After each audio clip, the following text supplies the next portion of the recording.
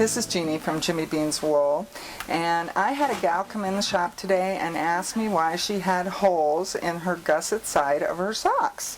And we discussed it, we looked at it, and what she was doing was picking up one loop instead of two when she picked up her stitches. So Laura and I discussed it, and we thought we would do a little instructional video for all of you out there and show you what we think is the right way. There's always many ways to pick up stitches. Okay. Okay, so Laura's going to zoom in here. We're going to see if we can get this looking good for you.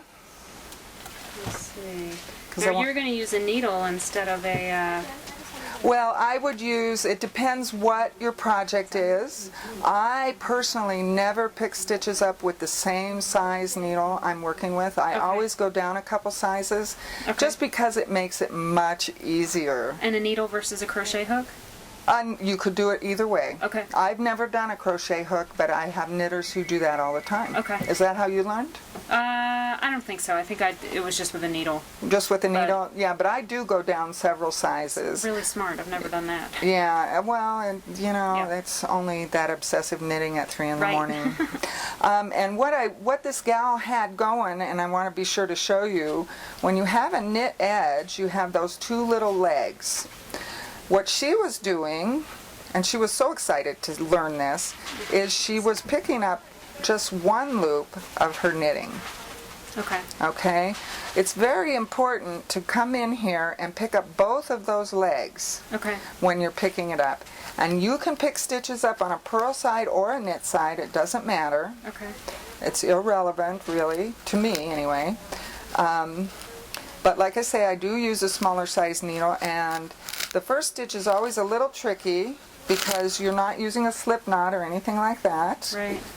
You just actually pull that stitch through there. So the whole point is just to get that blue yarn through those two legs of the green. Okay. And now, that's another good question that we were talking about before we started the video, was how many stitches do you pick up? So say your pattern for socks, in theory, if you're picking up on the heel flap for the gusset, it is a stitch for every row. Okay. Okay? But some patterns, unless you want a real ruffly thing, you're going to pick up every other stitch or every third stitch. Okay. You know, if you divide it into quarters to figure out if you have to pick up 60 stitches, you don't want all your pickups to be right here, and then you still have all this fabric down here that still needs to be worked. So you want them evenly spaced. You want to space them out evenly, hence our friend mathematics. Right. Ick. But the real critical thing is to just be sure that you're reaching in there and picking up those two legs. Not the one leg, like this poor gal who had the thing with her socks, and we decided we'd just go in and darn those and do it right next time. Right. So you're just going to reach in there, take your working yarn, and pull it through, just like that. Trying not to split your yarn. This is a nice, this is Creative Focus, and it's a singles. It likes to do what it's going to do. Okay. And so, see how I'm picking those up? If I wanted to skip one, I would look at that little V there for the stockinette stitch. Right.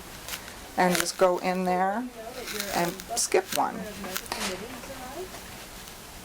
Boy, am I going down on either side. I should have gone down a couple. This is snug. And that's how simple it is. It's very simple to pick up stitches. Enjoy, play with it. That's it, and you just kind of move And you just kind of keep moving along. If you want a ruffly edge, you can pick up stitches, you know, every row and get a ruffle going. There's all kinds of different things to do with it. Have fun. That's the beginning. Knit socks, pick up those gussets, enjoy, happy knitting. Thank you. I'd leave my door open. I'd leave my money on the table, 'cause I know that you'd be there if I wasn't able. And I'd leave the light on